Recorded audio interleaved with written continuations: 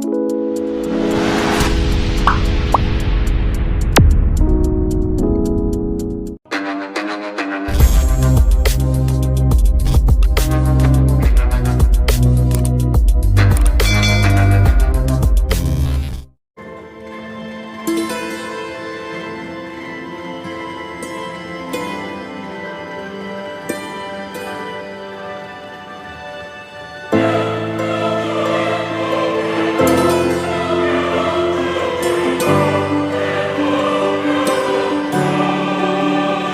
Morning everyone, welcome back to my channel. আমি পূজা। আশা করি তোমরা সবাই খুব ভালো আছো, সুস্থ আছো, আর আমিও খুব ভালো আছি। তো আজকে একদম সকাল সকাল ব্রেকফাস্ট নিয়ে হাজির হয়ে গেছি, কারণ আজকে বাড়িতে আছি। তোমাদের দাদা ভাইও খাবে আজকে আমার সাথে ফ্রুট স্যালাড। বললো যে কেমন খেতে লাগে, আজকে একবার খেয়ে টেস্ট করবো। আমি বলেছিলাম যে খেতে খুবই ভালো লাগে, আর তুমি প্রত্যেক দিন চেষ্টা করো এটা খাওয়ার, তাহলে তোমার পেটটা অনেকটা সেই যে কি বলে গোপাল ভাঁড়ের মতো হয়ে গেছে, তো অনেকটা হলেও কমে যাবে। তো যাই হোক, ও অতটা খেতে পছন্দ করে না, কিন্তু আজকে আমি ওকে জোরজার করে খাওয়াবো। আর আজকে না আমি অনেক কিছু মিক্সড করেছি, অনেক কিছু নয়, প্রত্যেক দিন যা ফল থাকে সেটাই করেছি। আজকে শুধু একটু কলা অ্যাড করেছি। কলাটা কালকে নিয়ে এসেছিলো, তাই ভাবলাম যে চলো একটা কলা দিয়ে দিই। আর শশা দিয়েছি, সপেতা দিয়েছি, বেদানা দিয়েছি, তোমরা তো দেখতেই পাচ্ছ। আর একটু মধু অ্যাড করেছি, আর চিয়া সিড তো কম্পালসারি আছে। তোমাদের দাদাভাইকে খাওয়াবো। তো অনেকক্ষণ থেকে উঠেই পড়েছি, সকালে অনেক কিছু কাজকর্ম হয়ে গেছে, কিন্তু আজকে না সেরকমভাবে ব্লগ শুরু করার মতো মুডটাই ছিল না। তো তারপর অনেকক্ষণ ভালো লাগছিল না, বসেছিলাম। তো এখন খাবো, তোমাদের দাদাভাই বললো খাবে, তার জন্য এখন আমি চলে এলাম এটা বানাতে। আর ভাবলাম যে চলো একটু তোমাদের সাথে ভিডিওটা তাহলে একটু শেয়ার করি, টুকটাক যা কিছু করব তোমাদের সাথে শেয়ার করব। তো চলো তোমরা ব্লগটা কন্টিনিউ দেখতে থাকো, সাথে থাকো। আর সকাল থেকে না শরীরটাও কেমন একটা ভালো লাগছে না, কেমন একটা ম্যাদম্যাদ করছে। তোমাদের দাদাভাই শরীরটাও ভালো নেই, কেমন একটা জ্বর জ্বর আছে। তো চলো ঠিক আছে, আমরা এটা খাওয়া দাওয়া করে নিই, তারপরে আবার দেখা হচ্ছে। ব্রেকফাস্ট করে নিয়েছি, এখন বাজে প্রায় 8:30 মতো। তো এই ভাবলাম যে চলো আমগুলো তোমাদের দাদাভাই পেড়েছিল কালকে, তো সেইগুলো ভাবলাম যে একটু কেটে আজকে রোদে দিয়ে একটু আচার করে নেবো, নাহলে আমগুলো থেকে থেকে না পেকে যাবে। তাই এখন বসে গেছি, আমগুলো কাটতে হবে। আর আমার আম কাটার কথা বললে না আমার সেই আগের বারে আমার হাত কাটাটার কথা মনে পড়ে যায়। সেই বাজার থেকে আম নিয়ে এসেছিলাম, আম ডাল করতে গিয়ে, আম কাটতে গিয়ে আমার হাতের যা কন্ডিশন হয়ে গেছিলো, 1 সপ্তাহ পুরো আমি হাত নিয়ে পড়েছিলাম। তো সেই জন্য আমার খুব ভয় করে। কিন্তু এই আমগুলোতে দেখলাম যে আঁটিগুলো খুব একটা শক্ত হয়নি। আর তোমাদের দাদাভাই যেহেতু বাড়িতে আছে, তার জন্য আমি সাহস করে আমগুলো কাটতে বসলাম। তোমাদের দাদাভাই বলছিল যে যদি মনে হচ্ছে যে শক্ত হয়েছে তো আমাকে দাও, আমি কেটে দেবো। কিন্তু বন্ধুরা কি বলবো, আমগুলো অনেক কটাই ছিল, তো ও একা পক্ষে এতগুলো কাটা সম্ভব নয়। তো আমি বললাম চলো আমি কাটছি, যেটা মনে হবে শক্ত মনে হবে সেগুলো রেখে দেবো, তুমি আমাকে এগুলো আমি ছাড়িয়ে রেখে দেবো, তুমি কেটে দেবে। তো এই জন্য এখন বসে গেছি, আমগুলো কেটে নিচ্ছি, কারণ সকাল সকাল আমগুলো না কাটলে রোদে দিতেও পারবো না। আর রোদ তো এমনিতেই আমার এখানে কম লাগে, তো একটু তাড়াতাড়ি না দিলে তাহলে আমের যে রসটা আছে সেটা তাহলে শুকাবে না। আজকে যদি আমগুলো শুকিয়ে যায় তাহলে ভাবছি আজকেও আমি আচারটা করে নেব। এই যে দেখতে পাচ্ছ আমগুলো সব ছাড়ানো হয়ে গেছে, এবারে এগুলোকে ধুয়ে লবণ আর হলুদ মাখিয়ে রোদে দিয়ে দেব। আর এই যে দেখতে পাচ্ছ আমের খোসা তো সব মোটামুটি কেটে নিয়েছে, আর এই দুটো মানে পেকে গেছে আর কি, মিষ্টি হবে না, এগুলো টকই হবে, থেকে থেকে পেকে গেছে। তো যাই হোক, এ দুটোকে দেখি পরে কেটে দেবো, যদি চাটনি পাটনি করা যায়। এই যে হচ্ছে অবস্থা। চলো এগুলোকে এখন ধুয়ে নিই, ধুয়ে এগুলোকে আমি লবণ হলুদ মাখিয়ে রোদে দিয়ে দিই, কারণ তাড়াতাড়ি রোদে না দিলে শুকাবে না, বা রোদটাও চলে যাবে। এই যে দেখতে পাচ্ছ আমার রোদের হালচাল, রোদের অবস্থা তো দেখতেই পাচ্ছ, খুব একটা রোদ সেভাবে লাগে না এদিকটাতে। আর এই যে দেখতে পাচ্ছ আমি আমগুলো ধুয়ে নিয়েছি, আম ধুয়ে লবণ আর হলুদটা মাখিয়ে নিচ্ছি। লবণ হলুদ মাখিয়ে একটু রোদে দিয়ে দেবো, যতটা পরিমাণ ওই রসটা আছে একটু শুকিয়ে গেলে তাহলে আচারটা ভালো হবে এবং অনেক দিনও থাকবে। অনেকে কাঁচা আম কেটেও আচার করে, কিন্তু আমি করি না, একটু রোদে শুকিয়ে নিই। তো চলো এখন আমগুলো মিলে নিই। আর এই যে দেখতে পাচ্ছ প্রচুর জল বেরিয়েছে। তো এইখানে রোদে দিচ্ছি ঠিকই, কিন্তু কতবার যে টানা হেঁচড়া করতে হবে তার কোনো ঠিক নেই, কারণ রোদটা তো একটা জায়গায় স্থির থাকে না, কারণ এখানে একটু একটু করে রোদ লাগে। তো সেই জন্য আমি এগুলোকে যখনই রোদ আসবে, তোমাদের দাদাভাইকে বললাম যে যখনই দেখবে যে একটু রোদ টোদ চলে যাচ্ছে, যেদিকে রোদ লাগছে সরিয়ে দেবে একটু। ওপরে দিয়ে এলেও দিয়ে আসা যেত, কিন্তু এই কটা আমের জন্য না ওপর নিচ করতে করতে অবস্থা খারাপ হয়ে যাবে। ওপরে কাউকে একটা বসে থাকতে হবে, না হলে প্রচুর পাখি আছে, কাক আছে, সব তুলে নিয়ে চলে যায়। আর এই দিকটা থাকলে কি হবে, চোখের সামনেটা থাকবো, এখানে কাজকর্ম করব, দেখতে পাবো। ঠিক আছে আমগুলো রোদে দিয়ে দিই, আমগুলো রোদে দিয়ে তারপরে দেখি আবার কি কাজ আছে সেগুলো করতে হবে। তো ভিডিওটা কন্টিনিউ দেখতে থাকো আর সাথে থাকো। তো মোটামুটি কাছাকাছি কমপ্লিট হয়ে গেছে। আর এই যে দেখো আমি এই রসুন নিয়ে বসেছি, রসুনগুলো ছাড়াবো বলে। কারণ এই রসুনগুলো ছাড়িয়ে না রাখলে না প্রচুর প্রবলেম হয়। সকাল সকাল যখন খাবার বানাতে হয় বা তাড়াহুড়োর মধ্যে যখন রান্না করার সময় হয় না, তখন এই আদা রসুনটা যদি রেডি করা থাকে তাহলে আর কোনো প্রবলেমই হয় না। আপাতত ওদিকে মোটামুটি কাঁচা ধোয়া কমপ্লিট হয়ে গেছে। এবারে আমি রসুনগুলো ছাড়িয়ে তারপরে ঘরটা মুছে নিয়ে স্নানটা করে পুজোটা করবো, ব্যাস এটাই হয়ে যাবে। আর এখন আমি দুপুরে সাধারণত খুব একটা ভাত খাই না, রুটিই খাই। কারণ ওই যে কী বলে, একটু ডায়েট মেনটেন করার চেষ্টা করছি, কারণ মোটা হওয়া যাবে না। আমি তো খুব একটা মোটা নয়, তবুও চেষ্টা করছি যাতে ওয়েটটাকে ঠিকঠাকভাবে ধরে রাখা যায়।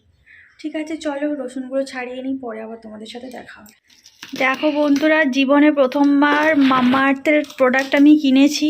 প্রথমবার নয়, এর আগে একটা আমি কিনেছিলাম ওই ডার্ক সার্কেলের জন্য চোখের তলায়। ওটা খুব ভালো কাজ দিয়েছিল, মানে ওটার দামও বিশাল ছিল, 850 টাকা দাম ছিল। ওই একটাই লাস্ট আমি ইউজ করেছিলাম, লাস্ট অ্যান্ড ফার্স্ট। তারপরে এটা একটু অফার ছিল তাই আমি এটা নিয়েছি, জানি না এটা কেমন হবে। তো ডেলিভারি দিতে এসেও কনফিউজ হয়ে গেছিলাম। বাবা কি দিয়েছে ওইগুলো, জাল জাল কিউকাম্বার টোনার। কটা আছে? দুটো আছে তো, ওটাই আমার দেখাচ্ছিল। এটা হচ্ছে 399 পড়েছে না, বাই ওয়ান গেট ওয়ান, একটার সাথে একটা ফ্রি। এটা গ্রীষ্মকালে বেশি চলে। মুখে সবসময় বাইরের থেকে এসে টোনারটা লাগানো উচিত। এত কিছু বোঝাতে পারবো না বাবু, আমি বিউটিশিয়ান নয়। যারা বিউটিশিয়ান তারা যদি আমি বোঝাতে যাই তখন তারা আবার আমার অনেক ভুল ধরা শুরু করে দেবে। তো এটা আর একটা জাম্বো প্যাকেট।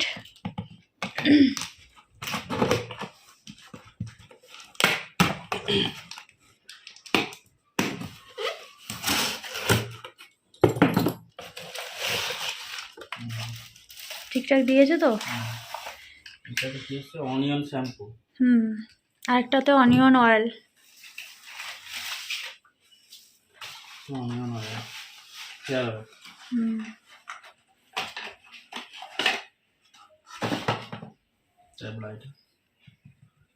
তো চাপেই হয়ে গেছে।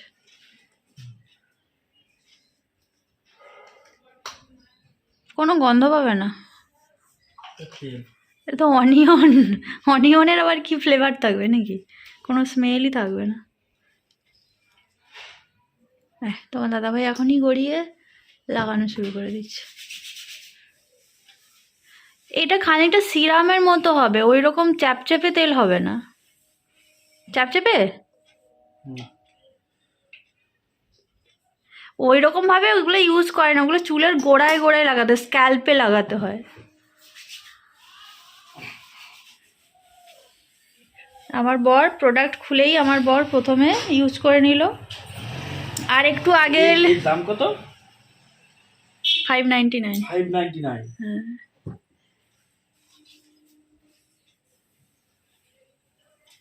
এটার দাম কত?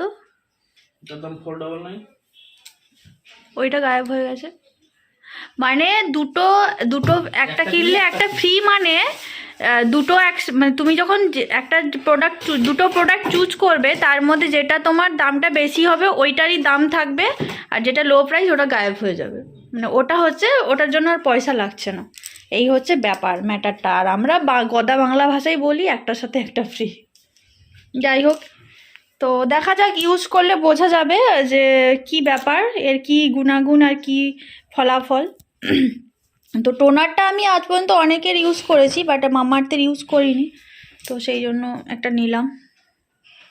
অফার ছিল বলেই নিলাম, না হলে আমার খেয়ে দিয়ে কাজ নেই।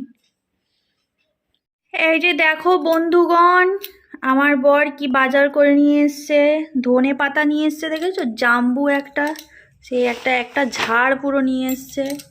আর এখানে বেতো শাক আছে, কাঁচা লঙ্কা। কাঁচা লঙ্কাটা অন্য কাঁচা লঙ্কা পাওনি? হ্যাঁ গো, এগুলো ঝাল হয় না, ফালতু লঙ্কাগুলো। কাঁচা লঙ্কা এইটুকু নিয়ে এসছো কেন, দাম বেড়েছে? তারপরে এখানে মটরশুঁটি আছে, বিনস আছে, ফুলকপি, আর দেখো ওষুধের এমন গুণ, এমন ওষুধ দিয়েছে যে বেগুনগুলো গোলের জায়গায় লম্বা হয়ে গেছে। এই যে টমেটো, আর এই যে কুল নিয়ে এসছে, আর এই যে চিনি, ময়দা, আর এই সাবান, সাবান বাসন মাজা, আর কফি পাউচ দুটো, আর চালও নিয়ে এসেছিলো। চালটা আমি ওখানটায় কৌটোর মধ্যে রেখে দিয়েছি। তো এই হচ্ছে তোমাদের দাদাভাই আজকে বাজার করে নিয়ে এসছে। চলো, তাই ভাবলাম তোমাদের সাথে একটু শেয়ার করে নিই। ওদিকে সব কিছু কাজকর্ম মোটামুটি গুছিয়ে এখন চলে এসেছি রান্নাঘরে। ওই যে দেখতে পাচ্ছ ওদিকে আম একটু বসিয়েছি বয়েল করার জন্য। আম যে কেটেছিলাম সেখান থেকে কিছুটা বার করে রেখেছিলাম, তোমাদের দাদাভাই বলেছিল চাটনি খাবে। আর এদিকে ফুলকপি, আলু, মটরশুঁটিটাকে একটু ভালো করে ভেজে নিচ্ছি, তরকারি হবে। তার সাথে অল্প পরিমাণে একটু সয়াবিনও দেবো, তার জন্য এখানে ভিজিয়ে রেখেছি।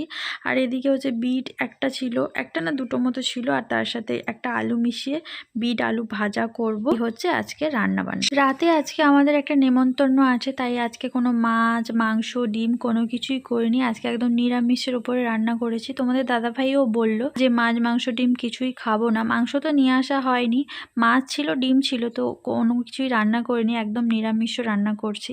আলু, সয়াবিন আর ফুলকপির তরকারিটা একটু মাখা মাখা করব। এই যে দেখো আমার সব তরকারি হয়ে গেছে। এখানে আলু বিটের ভাজা তখন করছিলাম, তোমরা দেখেছো। আর আলু, সয়াবিন আর ফুলকপি, মটরশুঁটি দিয়ে একটা গা মাখা তরকারি।